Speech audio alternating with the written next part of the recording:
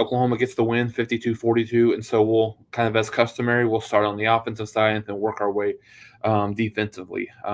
Offensively, obviously, was a far it kind of shows the level of reliance, obviously, that this team has, and Dylan Gabriel and him being on the field.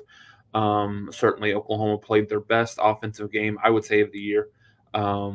Couple of mistakes. The only mistakes they were self-inflicted wounds. Otherwise, they did whatever they wanted to in the game. Over 700 yards of total offense, one interception and two fumbles by Dylan Gabriel were the only negative marks in an overall just flawless performance on the offensive side of the ball. Like I said, 52 points, over 700 yards of total offense. I think Oklahoma had right at or a little bit below 500 total yards of offense in the first half, which was close to a record in terms of total yards for a half for our University of Oklahoma team. I believe that was only slightly less than the 1986 Oklahoma team that beat Missouri 77-0, if I remember that correctly. So yeah, going down the set, Dylan Gabriel, 29 out of 42, 403 yards, 2 touchdowns, and just that one interception. Running the game, Eric Gray was wonderful. 20 carries for 176 yards and a couple of scores. Javante Barnes, 21 carries, 69 yards and 2 scores.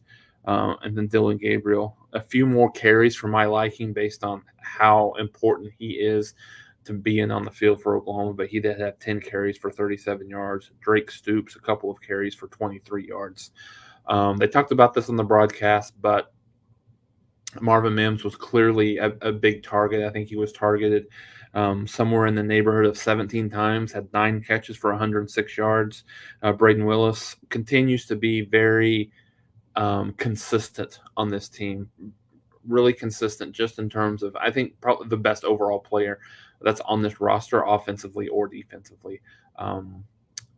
Oklahoma, with him, he was able to get five catches for 102 yards.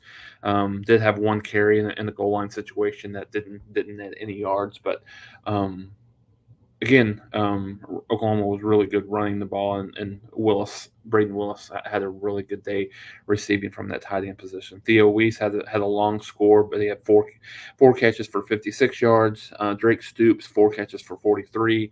Jalil Farooq, 4 for 42.